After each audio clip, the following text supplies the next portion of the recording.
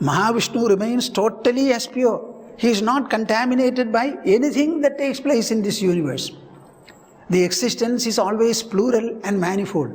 And manifoldness implies a variety of conditions, a variety of qualities. All these are mind-born and mind-subsisting. Nothing contaminates the mind at any point of time. That is why Nachiketa says, tell me the truth which is beyond dharma and adharma, beyond cause and effect, and beyond the past and the future. This is what I want to know. Now, the Kritayuga situation is described. Karabhajana goes to describe the Tretayuga mode of worship and concepts.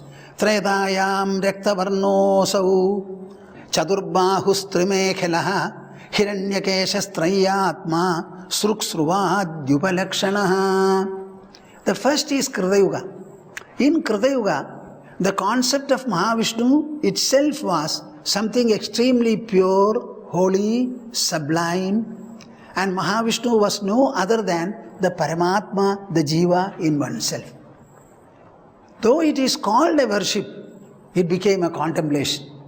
It became an austerity.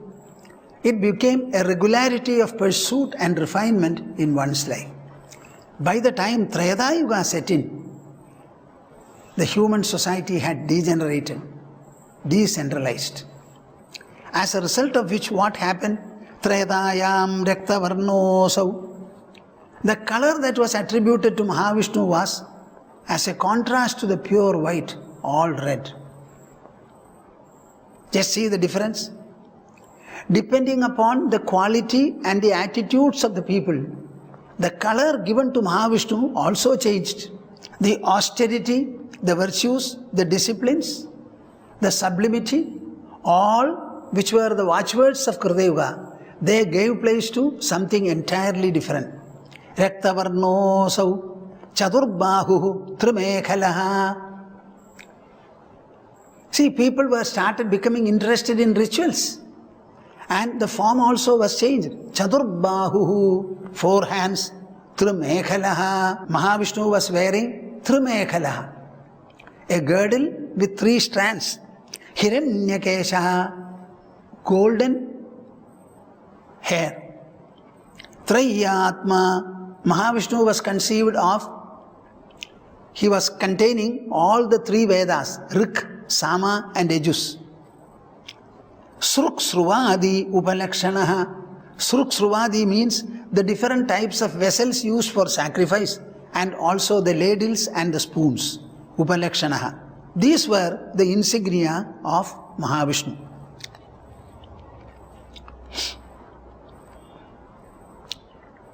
The Kritayuga worship was always based upon one's own insight, the mind and the intelligence, the character, behavior and interaction. Now here they started resorting to external aids. The Tretayuga rituals, they were all ceremonies. They started and they replaced all the austerities and disciplines, as I said, of Kritayuga. Tam tada manuja devam sarvadevamayam harim yajanti vidyayatraya dharmishtha brahmavadinaha. See, golden hair. Why should Mahavishnu have golden hair? Previously it was all jata, matted locks. So the matted locks were attributed and adorned by the Kritayuga people. In the same place, the same Mahavishnu is given golden hair now. What is it except a change in perspective? So understand, our worship is our worship. It has nothing to do with God as such. It is not God who evolves worship. We are evolving worship. We are coloring it, shaping it, intending it in our manner.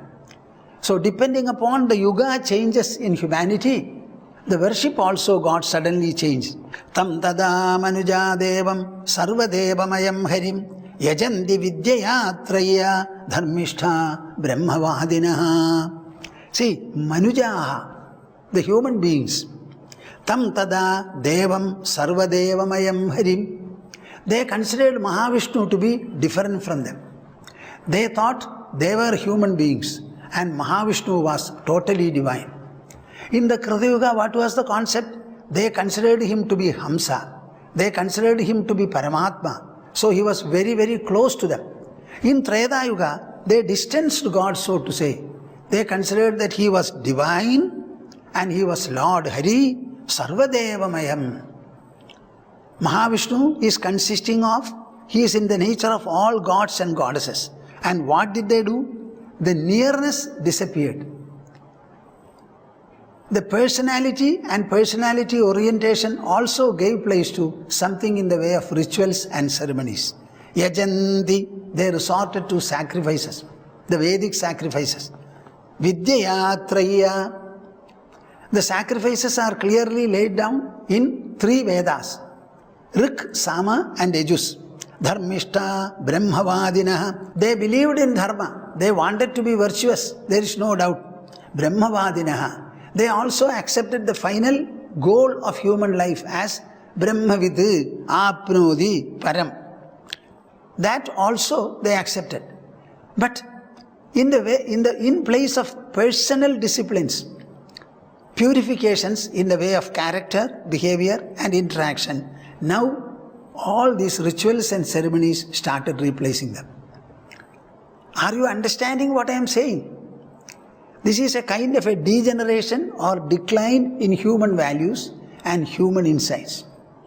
You can make God extremely distant, make him very adorable, construct a huge temple, a palace for him, and seat him there if you are resourceful. This is one. Another is, understand that God is all-pervading. So he permeates, interpenetrates everything. He is equally in my heart, in my being, every cell of my being.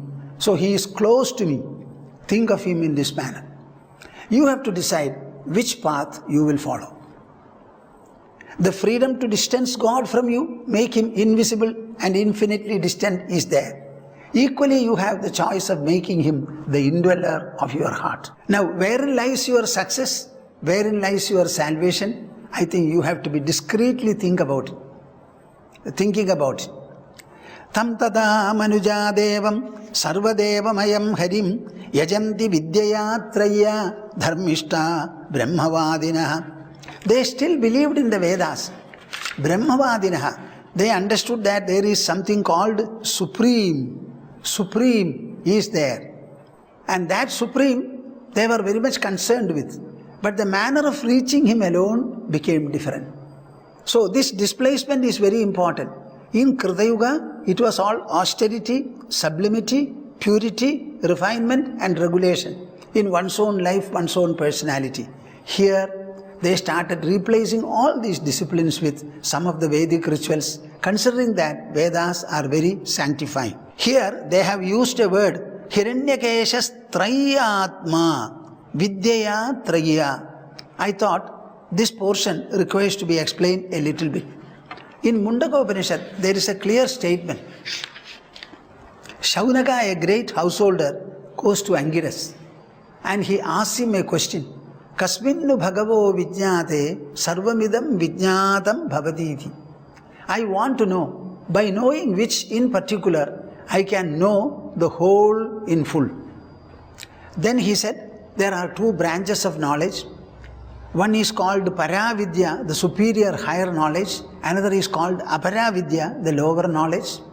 In the lower, the Vedas and Shastras are included. Para is that by which you know the imperishable. And then he proceeds to say. And first of all, he presents the Aparavidya in this manner. Tadedat satyam mantreshu karmani kavayo yanya pashyam stani tretayam Bahudha santatani Tanyacharatha niyatam satyakama Yeshavah pantha sukritasya loke. Whatever our seers have described and prescribed, mantreshu, in the Veda mantras, tadedat satyam, all of them are true. What are they? Yanya pashyam stani Tretayam Bahudha Santatani. In Rigveda, Yajurveda and Samaveda, all these are clearly set forth. Tanya Acharatha Niyatam Satyakama. If you are lovers of truth and truthfulness, assiduously pursue, perform and adhere to all these. Yeshava pantha sukritasya loke. This is the only means while living upon the earth as human beings for you to reach the higher abodes. This is how they have described it. So the rituals and ceremonies have a lot of place in our civilization, in our culture. And that is why it is emphasized here. So in Treta Yuga, this was very, very prominent. So the austerity and refinement were replaced, I would like to point it out, several times by rituals. So the best and the first place is for you to become good, to become noble, to become lovable, amiable, to lead a pure and honest life with sufficient accountability, integrity, responsibility, perseverance, benignness. If you can imbibe these qualities and display them, you are the best man. If you are unable to do it, replace them by at least these subsidiary things. But at no point of time our culture gives maximum importance to these externalities. Never, never, never.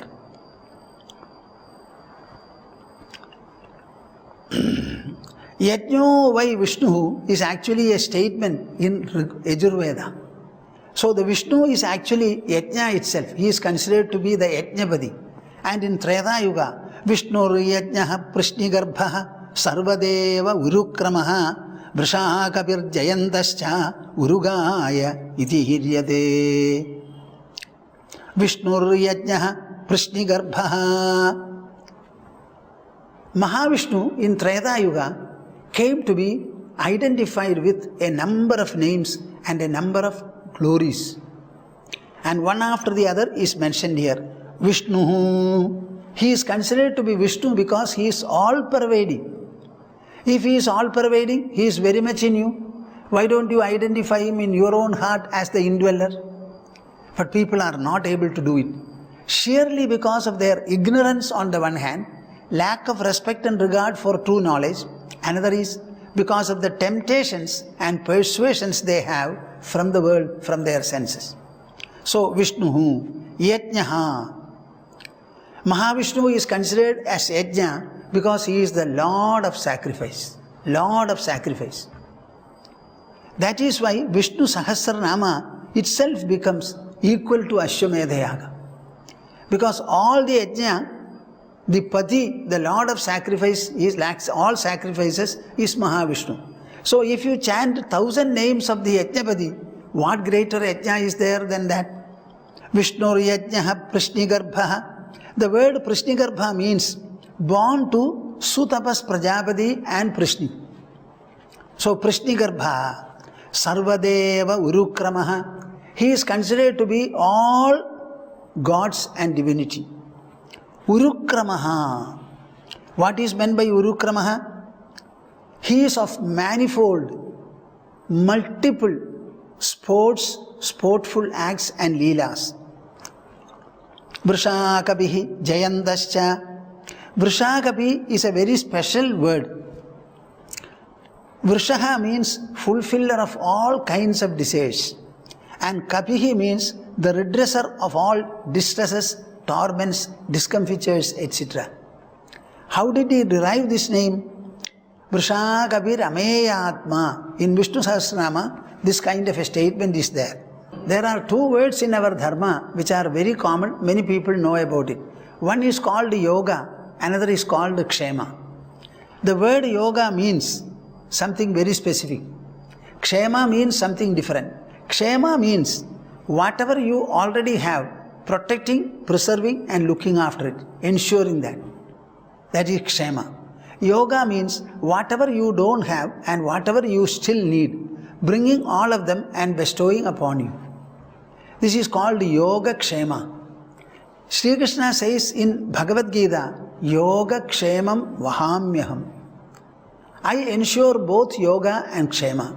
Ananyas chintayanto mam ye janah paryupasate tesham nityabhiyuktanam yoga kshemam vahamyaham.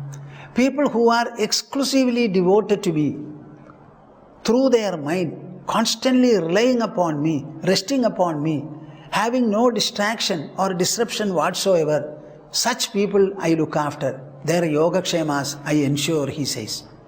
Here also the word Vrishakapi has a similar meaning. One is people may have various kinds of desires. They have to be gratified or fulfilled. Then they may enter into some kind of difficulty, distress, torment, misfortune, etc. They have to be saved from there. So Vrishakapi means capable of doing, ready to do both. Now the word Kapi, it has got a meaning. What is that meaning? In the Varaha Avatara, Kapi means Varaha. In the Varaha Avatara, when the earth itself was getting drowned in water, in the form of Varaha, he came and saved it from the attack of Hiranyaksha. This is what happened. So these are the references, some instances described in our mythological literature. Vrishakapihi Jayantascha. He is ever victorious. At no point of time will he be defeated. Urugaya idiryate. He is praised in multiple ways in the Vedas, Idihasas, etc. Even in Srimad Bhagavatam, if you start opening up the hymns addressed by so many sources, you will find a variety of praises. Many of them are extremely metaphysical and philosophical. Whether it is Dhruva's praise, or Prahlada's praise, or Kunti's praise, or Gajendra's praise, maybe the praise of Devaki herself, Vasudeva himself. Everywhere you will find, or Brahma, you will find a number of praises. Srimad Bhagavata has many assorted praises. So praised variously, multifariously. Urugaya idiryate, Vishnur yajnaha prashnigarbha, Sarvadeva urukramaha, Vrishakapir jayantascha, Urugaya idiryate. So you will find here, there is a change in emphasis. How Mahavishnu is identified, and gradually you will find the cumulative effect in Kali Yuga. Dvapare Bhagavan Shyamaha Pitavasa Nijayudha Srivatsadibhirangaischa Lakshanair Upalakshitaha. Dvapare Bhagavan Shyamaha. About Treta Yuga, our Karabhajana does not speak much about it. He goes to Dvapara Yuga. Certainly there is a change in emphasis, no doubt. But that emphasis is only to this extent. But when you come to Dvapara, it becomes different. Completely different. Dvapare Bhagavan Shyamaha Pitavasa Nijayutaha Srivatsadibhirankaischa Lakshanaihi Upalakshitaha. Dvapare, in Dvapara Yuga, Bhagavan Shyamaha. In Krita Yuga, he was given totally white color. In Treta Yuga, it became red. Now here, it becomes dark blue, even dark. This is the difference. Dvapare Bhagavan Shyamaha Pitavasa Nijayudha. He is wearing an yellow dress, yellow silk. Nijayudha. He has got his own weapons. What are the weapons? Normally we identify him as Shankha, Chakra, Gada, Padma. But how can all these be weapons? So primarily it is Chakra. And something like Chakra may be there. Gada also is there. So the Gada and Chakra become prominent. Pitavasa Nijayudha Srivatsadibhirankaischa. Srivatsadibhirankaischa. His personality has some very special marks and insignia. What are they? One is Srivatsa, another is Kaustubha. That is something he does not have. There he had only dress, and Mekhala was there, Upavita was there, Valkala was there, Jata was there. It was replaced by golden hair. Now see what is happening. Dvapare Bhagavan Shyamaha Pitavasa Nijayudha. They took an ordinary cloth, yellow cloth, and started wearing it for Mahavishnu. And anointed him, adorned him with a club and with a wheel. Both of them are ayudhas, because they started feeling hatred, fight, chivalry, rivalry, competition, etc. So the sattvic nature of the people underwent a drastic change. And in Dwapara Yuga, wars also started. So a question of offense and defense comes. So the God whom they worshipped was also anointed with all these insignia for offense and defense purposes. Srivatsadibhirankaishcha. There were two distinct marks. One is called Srivatsa. Srivatsa Adibhirankaishcha.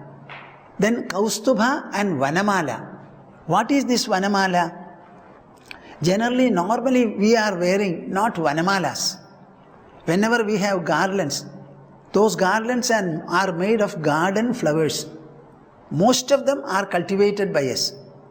Now here it is a wild garland which is associated with Krishna. That is, whatever wild things are there, primarily leaves, they are stitched together, stuck together, and a mala is made and they started putting it. Srivatsadibhirankaishcha. What is Srivatsa? Srivatsa is actually a mark.